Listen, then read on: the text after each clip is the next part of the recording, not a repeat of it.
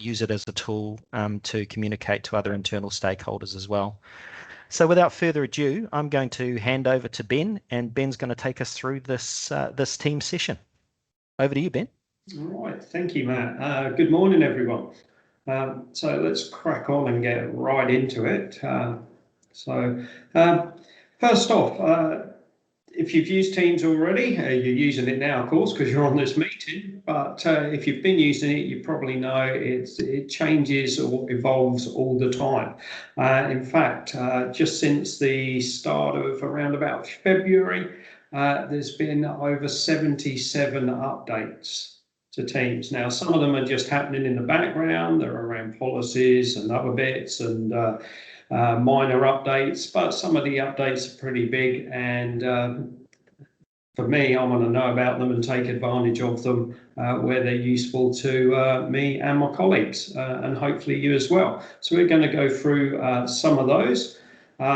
Some are out there now, so what I mean by that, you'll be able to find them in your copy of Teams. Some you might find they're coming in the next few weeks and months. I've already found today that one thing that I didn't have last week as I was doing all my prep for this has now changed, and that's the fact that I can now see all meeting attendees over on the right hand panel. They used to be across the bottom, and I can actually move them to the top as well. We'll maybe take a bit of a look at that later on. So to start off, we're going to go over some general changes that there are. You can now add a personal account to Teams. So this is actually found under your settings, and you can basically sign in with a Gmail account or whatever it might be, and you can use Teams outside of the workplace, as it were. I don't know if that means that the good old version of Skype is going to eventually go. Maybe something along those lines, but yeah, I've got a feeling I'm going to have to teach my mum and dad back in the UK how to use Teams at some point in the future that I didn't quite envisage there. So that's pretty neat. Means you can keep it all in one place as well. It actually opens your personal account in a separate window, so you can still be signed into work and signed into the personal one, rather than a hot switch in between the two, as it were. Right, and that just shows you a wee bit about what the icons look like. You still have your good old Teams icon, but the personal account is represented by a slightly different icon, and they sit there under your taskbar. Right, now, some of the settings have been updated as well, so I might just switch into my actual copy of Teams here to show you that. So what I've got, as I come to the dots, I start to see my settings under there. And I've still got stuff under my picture, so a few wee updates there to be aware of as well. We'll take a bit more of a tour about some of the important settings as we go through. Now, I haven't got this yet, but in terms of calls, the interface has been updated and simplified. I do know some clients out there who've got this already. I can't wait to get this, to be fair, because one thing it will allow you to do is actually search by name rather than just type numbers in. So we'll just see that at the wee box there, type a name or number. Certainly if you've been using Teams for telephony, you would have just been typing numbers in, but you can now search by name through your contacts using that box. Something you've been able to do in Skype for Business for ages, but it's just coming to us in Teams. I've tried to make this a bit simpler, so rather than going through various tabs to get to your information, I've now got my recent history here and my speed dials as well. Yeah, I can't wait to get that one. Okay, massive improvements and changes on the app front. So I'll go through a bit about these. One that I've started using over the last couple of weeks is something called Viva Insights. It's meant to be around your well-being. So what you can do is you can check in at any point during the day and say how you're feeling. Right. Let's put a big up on there, and you can look at reflect on the history to see how you feel over time. Now, this is just for you to view. I think there's even when I first sort of started using it, it came up with a big disclaimer that your colleagues and management cannot see this information. It's for you to reflect personally, as it were. We'll see that it's given me a wee bit of message, allows me to use the Praise app nice and easily, and I won't actually start it up, but it suggests that I take a break. In fact, if I actually took a break every time I came and looked at this, I'd be on a permanent break, because it never tells you to do anything different so far. But part of it is it's got some inbuilt breathing exercises to some nice, I suppose, meditative music, if you go in and use that. So that's one of the first new apps that's in there. It's got some other features that it does, how you can stay connected with what's going on, and it's pulling stuff from Outlook as well, and how you can protect your time. In fact, on mine, I've actually set it up to do a bit of a wrap up at the end of the day. It calls it a virtual commute, and it just goes through and suggests anything where I may need to schedule tasks for the following day.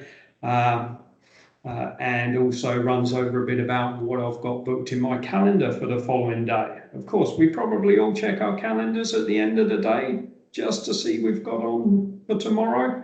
Okay, if not, this will actually guide you there. So that's pretty cool.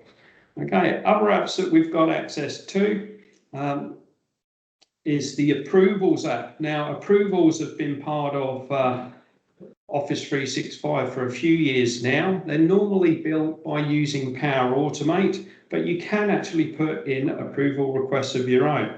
So if I want to get official sign off or something more official than just sending an email to one of my colleagues, I can choose new approval request, put in what the request is. Mine's a bit limited at the moment, but they are introducing a whole heap of templates that you can start from, and then I can send it through to one of my colleagues, put in what I actually want from them, or a name in here, a username that's easy to understand. Okay, we actually have a leave system, as it were, where we do this officially, but here we go. I can get a longer weekend approved by Hyder, and when I send this through to him, it'll rock up in the Teams app, and he may approve it, he may not. He's on the call, but no pressure to approve that. No. Okay, oh look, someone told me I couldn't go biking this Saturday. Can't remember can't remember who I sent that to. Ah, there we go, Jimmy. So you get a history of all your stuff there, so we might see something come back through there from Hyder if it does come through to him while we're doing the call. As I say, there's lots of templates out there. In fact, if I do a quick switch over to the web browser, it gives you lots of examples of what we've got to come. So things like expense reports and whatever else there may be. All the links for these ones here are actually within the PowerPoint. So I think we're going to distribute that to you as well, post session, so you'll have those to hand as well. Okay.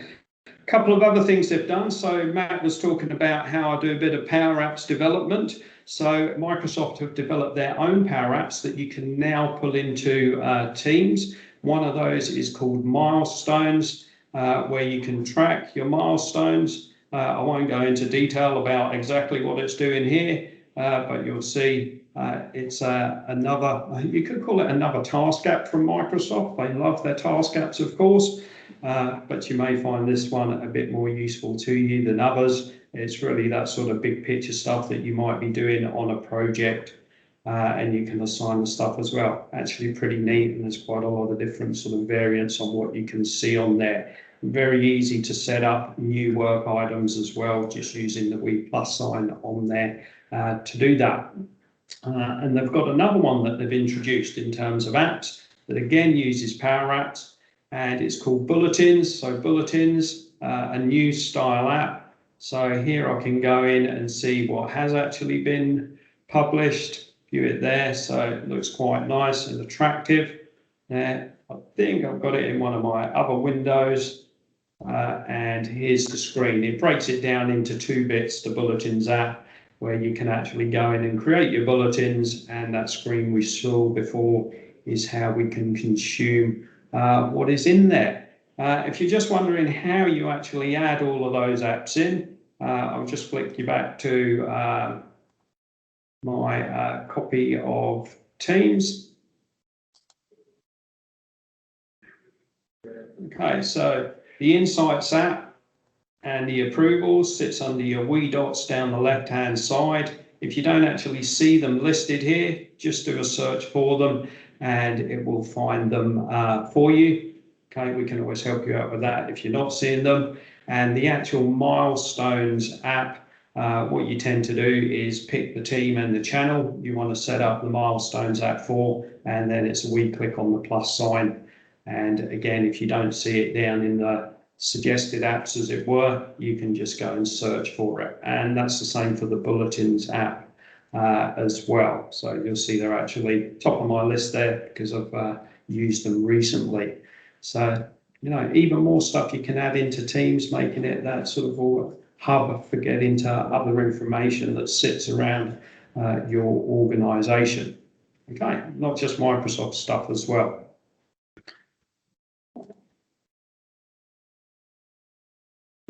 Okay, so meetings have probably got the most amount of changes. I think some of this is, of course, to improve things as people have done more and more online meetings over the past year due to the pandemic. And also, Microsoft have got quite big competition from Zoom as well. So first of all, we've got a bit more that we can actually do in Outlook. So if I come over to my calendar here, once I actually go in and I book a meeting, it's now a bit easier for me to actually control what's going to go on with that. I actually get the options presented to me or the settings. So I'll just have a wee click on those. And this is going to allow us to control things like who waits in the lobby. Now, you could get to this before, but you had to go via the browser itself. So it makes that a wee bit easier. I guess I've got to be patient and just wait for it to come up. If not, I've got screenshots on the slide I can run you through.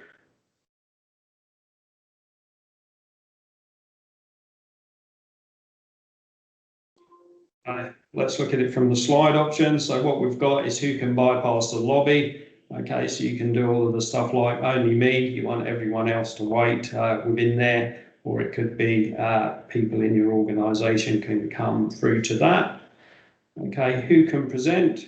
Again, you can limit it to only being yourself. So no one can, I don't know, it's probably not a term, but screen share bomb your presentation, as it were. We can limit that as well. And do we actually want to allow chat or not? Okay, so we've got in the meeting itself, you know, of course, if you choose the enabled option, I believe you can actually chat outside of the meeting. We've not got to just wait to be in the meeting, or you can disable that as well.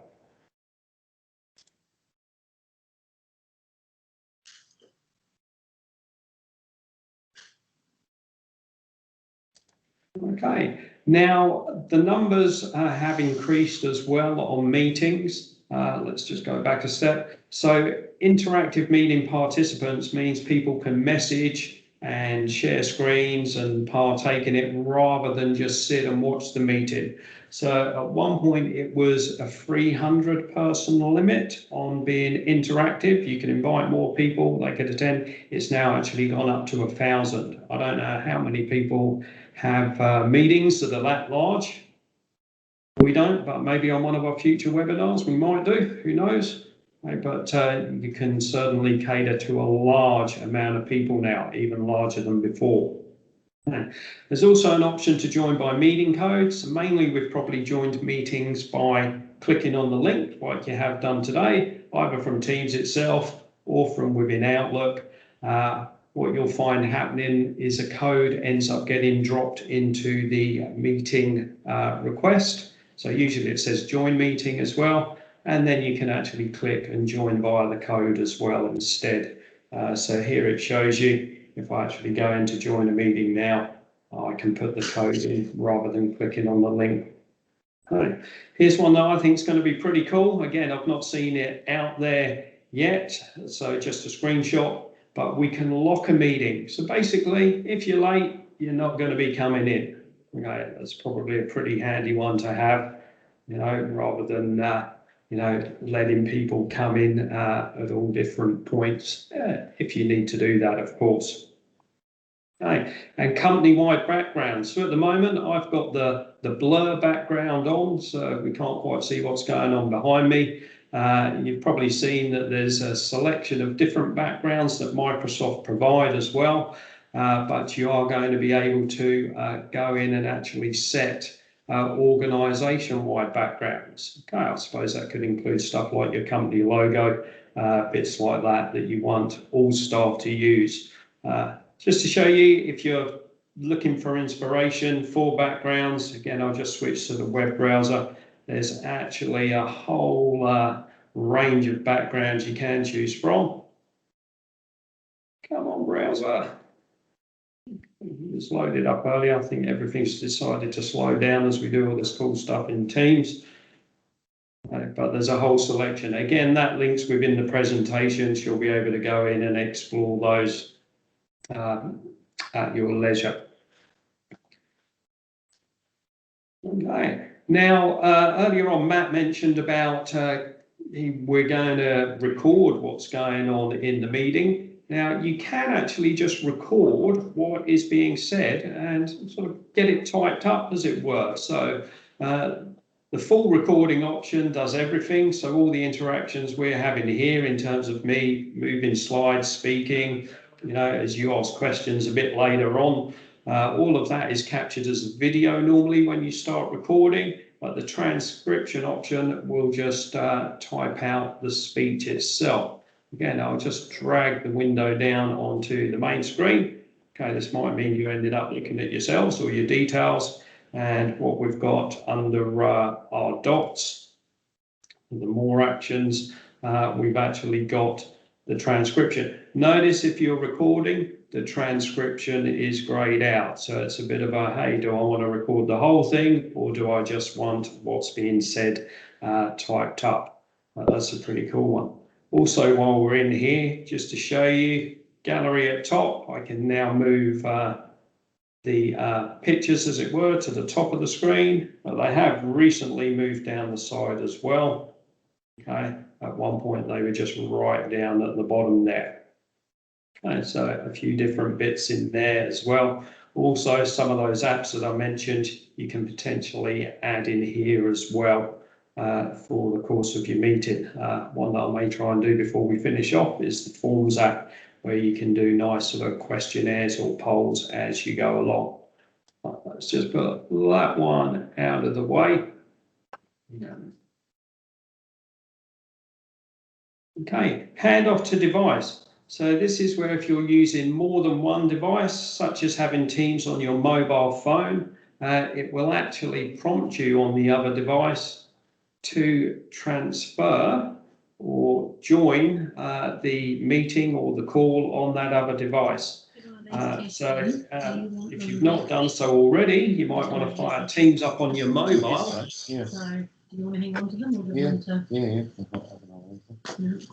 And take it back a screen and just see if you can get the prompt. You don't have to actually change it, of course.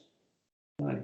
But here we go. If you do click join, you've got the option to add the device. So you can be on both or transfer to this device. So again, makes us a bit more mobile than we were before, because we can easily be in a meeting and transfer it to our mobile, head off out the office and carry on with that, or go to a different room, as it were, to maybe have a bit more of a confidential call, as it were, / meeting. Okay. One other thing in terms of our meetings, and this applies to calls as well, is we've now got a noise suppression set of options there. Mine's currently set to auto. The sort of thing it will do is try and cut out background noise. I know I'm reading what Microsoft mentioned. It said you can cut out things like dogs barking, Okay, I don't think they mentioned trains, but that's one I've heard on the odd meeting. Trains pulled into the platform or whatever it might be. So some of that will end up getting reduced and not being quite so distracting to you. Some of it does depend on the build of your actual device. I believe the high option that's here, you've got to have a pretty powerful computer based on what, and sound card and that sort of stuff based on what I was reading. Okay, but you'll certainly see the options if you actually go into your settings and then devices. They'll be available to you. Okay, now one of the things that's a wee bit frustrating I find with Microsoft is a colleague gets an update before you.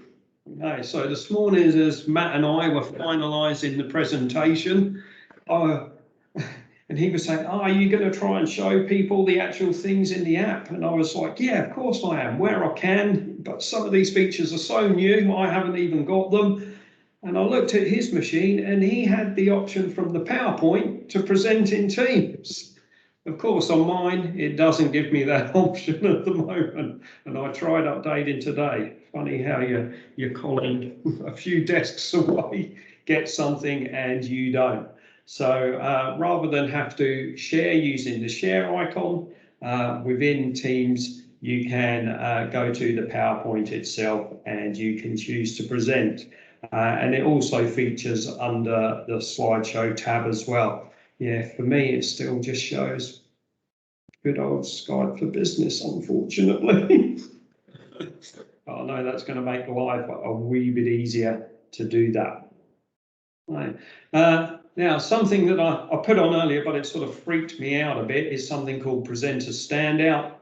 And what that does, of course, this isn't me down here. This is from Microsoft when they launched it at one of their recent events earlier on in the year, is you can actually have your head and shoulders, well, whatever's on your camera displaying in front of what you're actually presenting. Okay, I found it as slightly disconcerting that when it does it, you can't see yourself, but the other people do. So I must admit, I quickly switched it off. But you'll actually find when you go and present, as it shows here, normally you've got the sort of standard mode, but there's an option to do the standout mode. I suppose as well with this, it shows you maybe have a bit of a go at prepping with a colleague on this. You're comfortable with what's actually being seen there. Yeah, my other concern was if I was appearing down in the bottom right corner, I might be covering up useful information that's actually being shown on screen, and that might be the best, might not be the best, it would get in the way. Also shows you here, now when you do click on the share option, the options have moved over to the top right. Again, they were on the middle of the screen once you clicked share screen before. And they now appear on the right hand side. And so I actually prefer that, but not a huge difference. Those are those couple of bits there. Now the final thing that I've got, or at least penultimate, is something called Breakout Rooms. So basically Breakout Rooms allow you to break a meeting into different rooms. Now, I've got a wee video. I won't play that one. Just get rid of that. But it's part of it. There's a Microsoft video there. I'm going to bring up one that, as I learned about using it over the last week or so, how you actually set these up and what they're useful for. So first of all, I'll go over a couple of scenarios. Probably the traditional one, you've got a meeting with a group of people and you want to break it up so people can discuss different points, topics, and then you want to pull that together at the end of the breakout session of the meeting. Or I thought a bit about how I've been working with teams, and particularly when I've been doing delivery of training via Teams. What it's ended up being, or at least what it was pre-breakout rooms, was if someone was doing an exercise during the course of the session, that's what we do with a lot of our training sessions, have a go at trying this, is if someone needed help to get to see their screen, they presented it in the meeting, and everyone else on the meeting potentially saw what they were trying to share.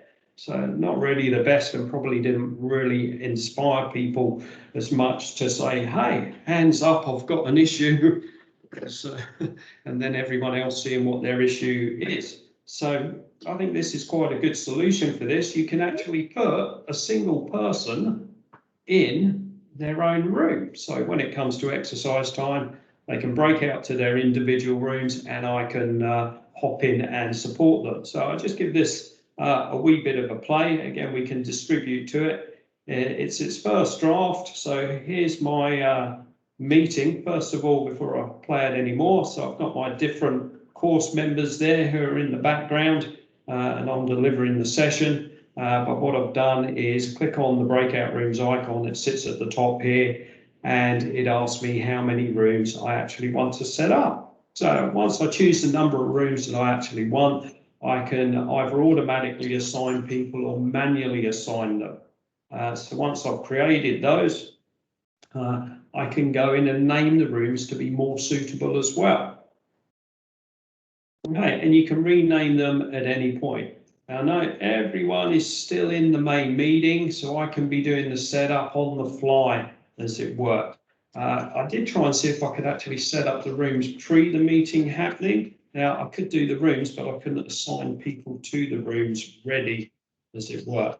Now, once I go for my start rooms option on here, after I've set them up, I'm the only person left in the meeting, hence in my face here, and everyone else is in their room, and I can go and join to assist or check in with those people as they're doing their exercise, or as I'm facilitating what they may be doing. You'll just see here as we come to this one, there I am, Harley Quinn, it's all there by himself. You know, if it's a he or she, by the way, not really an expert on comic superheroes, but I can come in and help them. And then as I leave on there, they're still in the room working away, as it were, and I can now go and either join one of the other rooms and assist there, or I can just go back into the main meeting room, as it were. So really, it's the virtual going from room to room around your building to check in with the different people. But, as I say, fairly straightforward to follow up. So there I am helping another person as well. Right. Now, lastly, what you can do, so I'll just sort of forward it on a wee bit here, is we can close all the rooms down, and that will actually bring everyone back together. There. I'll just get to that rather than go through. A lot of the video there is just showing the different examples of what you can do. And lastly, when every room is closed down, it pulls us all back in together into the main meeting room. But you can distribute people as you see fit during the course of the meeting across the different rooms. So by the end of it, I actually had a room for each person that I could put them into when they were doing an exercise. I had a couple of rooms here where we could break out into groups. And of course, the main meeting is, it's not classified as a room, is where we're all together at the outset of the meeting or event. So pretty cool feature. One of the user groups I go to, he was super impressed with this, sort of saying he sort of rated it above the Zoom equivalent. Can't say I've used the Zoom version of Breakout Rooms, so can't comment on that. I did notice that a few things that I would do to improve it, so hopefully they'll be coming. One of those was actually being able to set up and assign people, you know, prior to the actual event taking place. As well. There's a few other bits in there too. Yeah, show stuff's constantly changing as well, so plenty in there to go and have a look at and see. Let's just come back to the presentation. So Breakout there. In here I've got a link to a Microsoft version of it. More than happy to send out the version that we've done as well. I think we'll probably fine tune that and put some nice commentary on it as well too. Okay, and just a re-emphasis on that of where you might use them, breaking into smaller groups for tasks. And as I say, training, delivery, exercise, assessment, that's where I see them being really handy. Right. So the last bits to finish off on here, although there's lots of updates to Teams itself that you'll see in Teams, there are also updates from within other applications in the Microsoft world that tie in with Teams. So from email now, from Outlook, you'll find there's a share to Teams icon. So if you do get an email that comes in, you want to post the information from it to Teams. No longer do you have to try and copy and paste it or find out the email address from the channel itself. You've got a share to Teams icon, and then you can choose the team and channel that you actually want to share that to. And also, if you go into SharePoint and you go into a folder that relates to a team/channel, you'll now find there's the option to jump into the channel conversation. So again, trying to streamline things, make it a bit easier to get from one to the other. And I think really for me, that's probably a bit of a wrap, unless anyone else has got any new features that they've come across that they want to share. Lots in there to explore and have a go at using. And the updates are just going to keep coming for Teams. They just don't stop. So Ben, look, that was a really, really informative session. I particularly like the Viva Insights, and I know that there were some people on the call who did a shout out to me and that used the recognition function, and also the idea of just keeping a track on how I'm feeling. I like the idea of those smiley faces. I've got to keep those coming. The other thing is the breakout rooms. So, I think it's a good reminder that keeping up to date with the latest changes could bring some real additional functionality to people on the call. So I would welcome anyone on the call who's got any questions. And I would ask Juliet, has there been any questions on the chat channel? We can go from there. I don't have any questions at the moment. Well, let's throw it open to the floor then. Best opportunity now to use Ben's skills and insights as a trainer around Teams. So if you've got any questions, please ask them now. We'll try and cover them off for you on the call.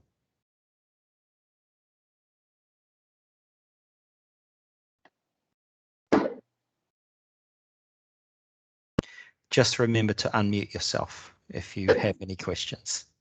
Also as well, yeah, I don't know if it popped up, but you may have seen I got a battery low alert coming up on my laptop. I did see that, Ben. Rather than dash and get my laptop, I just used that awesome transfer option, and I'm now sitting here with my mobile instead. That's got plenty of battery life on it. Well, that was seamless. Yeah, well done. So, any questions?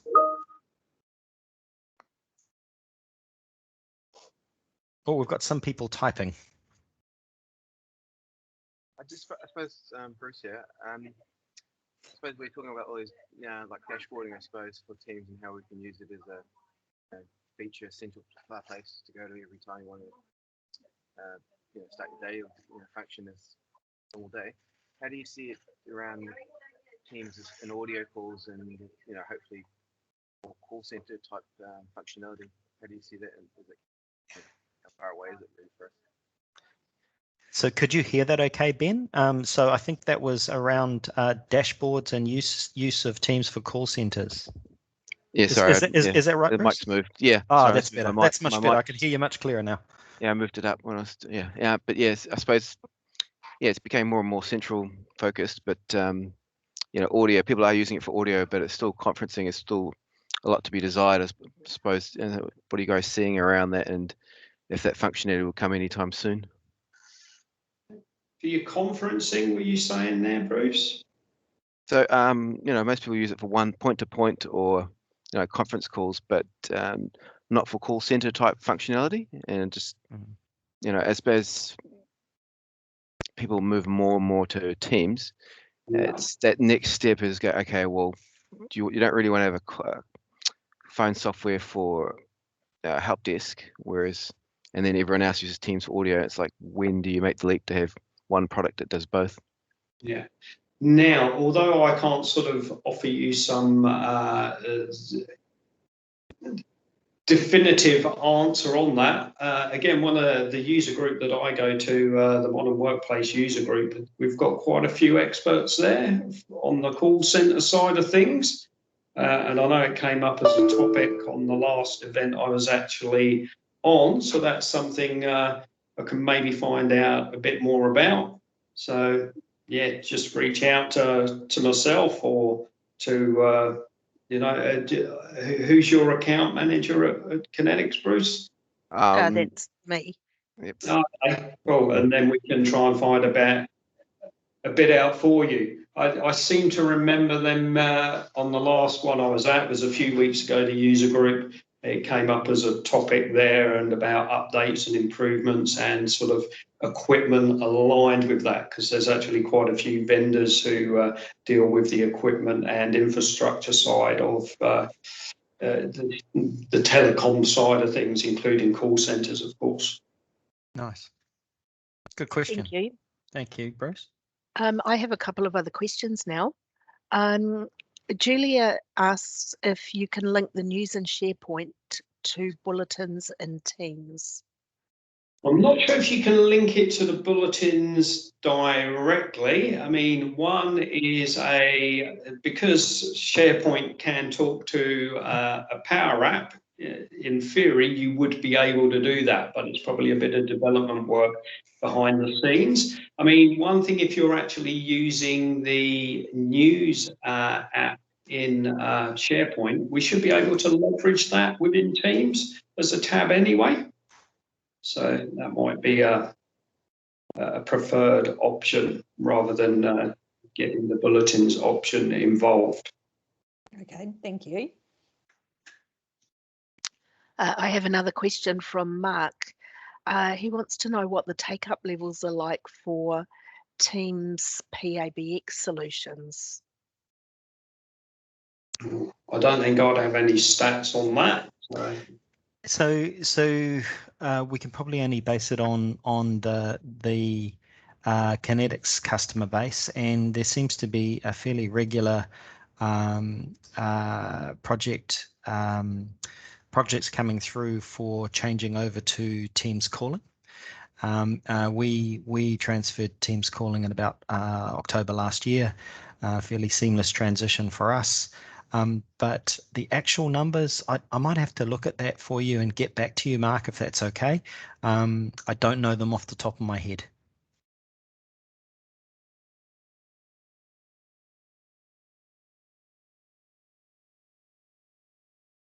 I suppose I've got another question. I suppose with the ecosystem of 365, where you've got the different tools like Forms, Teams, Outlook, all those other applications, Intune and that, how the likes do you see with other tools like ticketing systems or other, project management type systems becoming more of a add-in for this as well? Okay. Well, that's one thing that's constantly evolving, and Microsoft, although I suppose going back a few years now, were mainly Microsoft focused, it's just not that way anymore. So whether that's